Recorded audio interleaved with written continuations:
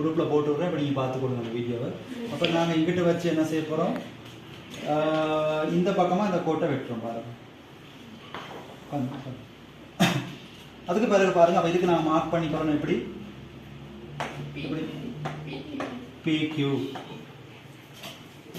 Okay, இப்போ அடுத்த வேலை என்ன செய்யணும் எங்களுக்கு? இப்போ அடுத்த கேள்வி என்ன கேட்டாங்க? QR எவ்வளோ இருக்கணும்?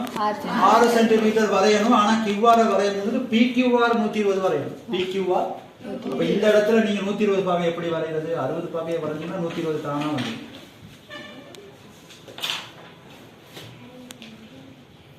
அப்போ 120 எப்படி வரையணும்? ஒரு அரை வட்டம் வரையணும். கவராயத்தை மாற்றக்கூடாது, அப்படியே வச்சிருந்து கவராயத்தில் கூட இங்கே வைக்கணும். இந்த பாருங்க, இங்கே நிற்கல வைக்கணும். வச்சு என்ன செஞ்சு இந்த கோட்டை வெட்டுனீங்கன்னா இப்போ உங்களுக்கு ஒரு கோடு ஒன்று வரும் பாருங்கள். இங்கே பாருங்கள், இதை நீட்டி வெட்டிங்கன்னு சொன்னால் உங்களுக்கு என்ன வரும்? இது எத்தனை பாகை? 60 120 எனக்கு வேணும். 120 தான் எனக்கு வேணும். இப்போ இந்த இந்த கோட்டை நீட்டணும்னு இந்த 120 பாகை வர்ற இந்த கோட்டில் தான் இந்த QR வரையணும். QR எவ்வளோ இருக்கணும்? 6 சென்டிமீட்டர். எவ்வளோ? 6 சென்டிமீட்டர் இருக்கும்.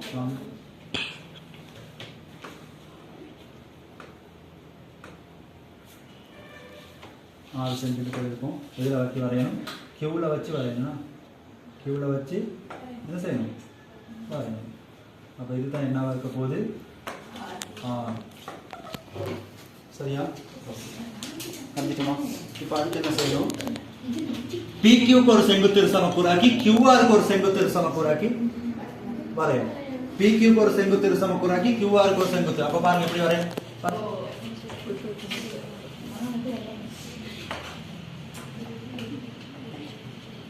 பாருங்க வரையணும்.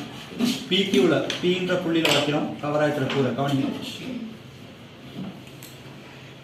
ஒரு வில்லன் வரைவோம். அதே மாதிரி கவராயத்தில் கூட அப்படியே கவராயத்தை மாற்றக்கூடாது. இவ்வளோ வச்சு இந்த வில்லை வெட்டுற மாதிரி வெட்டணும். நீங்கள் அந்த அடுத்த வில்லு சந்திக்கிற மாதிரி இல்லாட்டி இன்னும் கொஞ்சம் நீட்டி போடுவேன்னா, சந்திக்கிற மாதிரி இல்லாட்டி என்ன செய்யணும்? கொஞ்சம் சந்திக்கிற மாதிரி செஞ்சு போடுவோம்.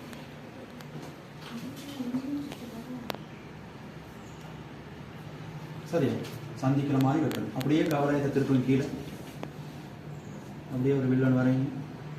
ரொம்ப பெருசாக வரைய தேவை. இப்போ அப்படியே கவராயத்தில் கூட கொண்டு போய் இங்கே வைங்க.